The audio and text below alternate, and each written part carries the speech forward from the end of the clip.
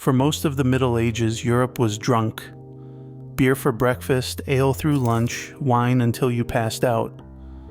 Then a single bean from Yemen arrived, and within 2 centuries Europe had a stock exchange, an insurance industry, and a scientific revolution. The bean that built the modern world wasn't just a drink. It was stolen, smuggled, and grown by enslaved hands from seeds never supposed to leave Africa. The story of how this global empire began is usually wrapped in a cozy, harmless fairy tale. You have probably heard of Kaldi, the 9th century Ethiopian goat herder who supposedly discovered coffee after watching his flock dance around some bright red berries. It is a charming myth, but here's the cold reality. Kaldi is complete fiction. The name never appears in any early Arabic or Ge'ez manuscripts. It is a 20th century invention retrofitted to sanitize a much darker history.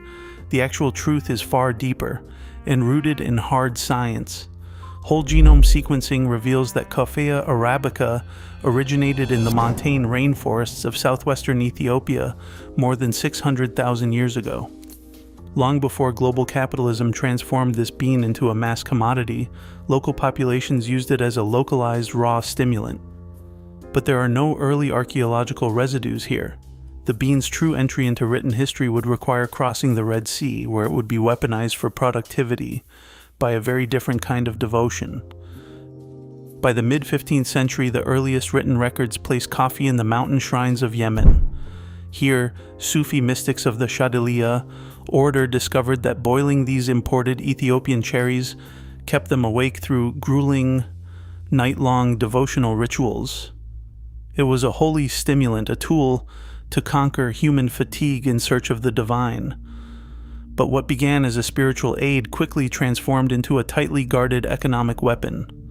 Recognizing the immense potential of this dark brew, Yemeni rulers established the world's first global coffee monopoly. They routed all trade through a single heavily fortified bottleneck, the Red Sea port of Mocha.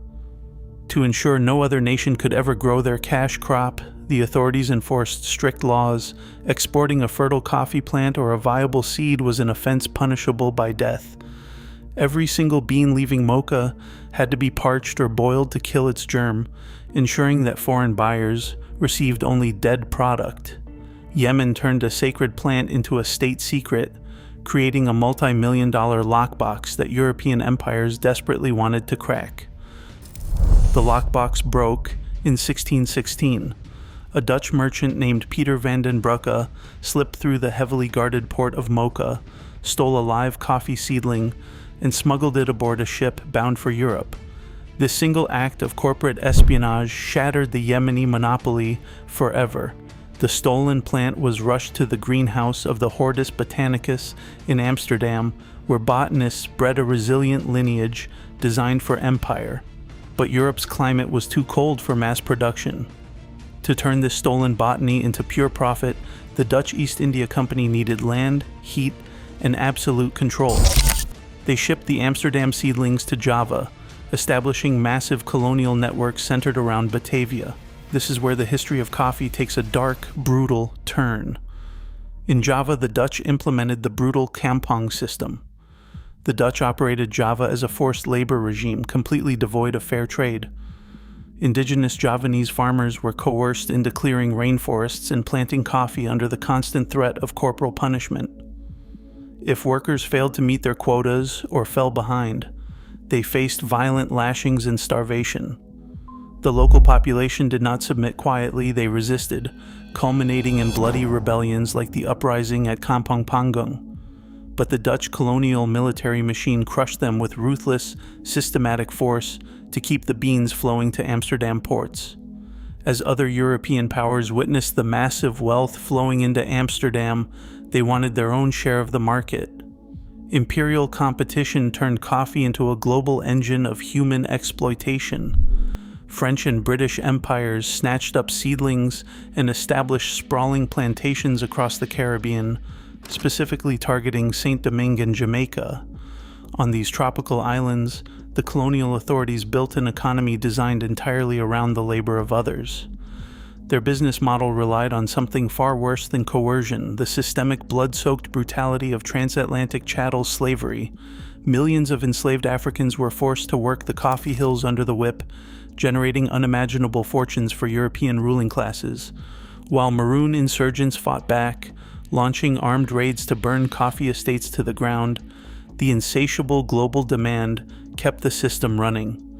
The dark truth is that your morning cup of coffee was not built on peaceful trade. This should make you angry. It was built on stolen plants, stolen land, and stolen labor. When these stolen beans arrived in London in the late 17th century, they instantly transformed the city's economic architecture. The new coffeehouses became chaotic hubs where merchants, bankers, and scholars gathered to trade intelligence. Inside Jonathan's Coffee House on Change Alley, stockbrokers shouted prices and posted share lists, organizing what eventually became the London Stock Exchange. Next door at Garraway's, ship owners and underwriters bartered over maritime cargo risks, fueling the network that birthed Lloyd's of London. Meanwhile, at the Grecian Coffee House, members of the Royal Society, including Sir Isaac Newton, swapped mathematical formulas and debated gravity over piping hot bowls of black brew. These rowdy, caffeine-fueled rooms concentrated global news, shipping manifests, and scientific pamphlets under one roof, acting as the primary information engines of the modern economy. Yet, this public sphere was built on strict exclusion. While wealthy men designed empires and built fortunes over coffee, women were systematically barred from these influential spaces. The institutions that shaped global capitalism were born here, fueled by a stimulant they alone were allowed to drink. As the Industrial Revolution swept across Europe and America, capitalism found a new use for this drug. Temperance advocates campaigned for total abstinence from alcohol, promoting coffee as a clean, moral alternative to the morning ale traditionally consumed on the job. Factories needed disciplined, sober labor, and coffee became the perfect weapon to replace alcohol. It kept exhausted laborers alert, pacing them to the relentless rhythm of steam-powered machinery. To feed this industrial appetite, coffee had to scale.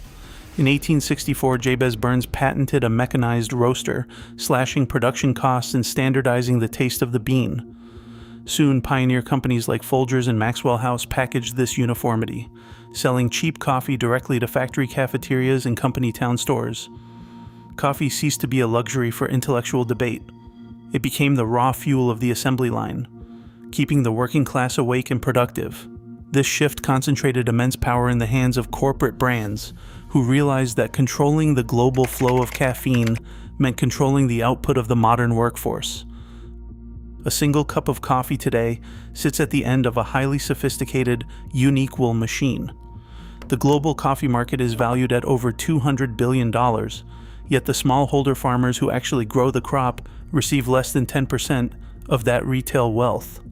While multinational conglomerates trade beans on global commodity exchanges and sell branded convenience to Western consumers, millions of family growers in the global South live in systemic debt, vulnerable to volatile price crashes and climate shocks. This supply chain still reflects the old colonial architecture of the Dutch East India Company. It remains entirely extractive. The dark truth is that our effortless morning convenience depends on keeping these farmers poor. Traders and massive retail brands capture almost all the financial value, while the exhausting physical labor is outsourced to families who often cannot even afford the packaged product they spend their lives harvesting. Every cup of coffee we drink is the endpoint of this unresolved history, a system engineered to hide the immense human cost behind a clean, comfortable routine. Your morning cup isn't just fuel, it's a quiet pact with empire. Every sip binds you to centuries of extraction and exploited labor that still drive our modern grind. Think about that tomorrow. Subscribe to uncover more dark truths.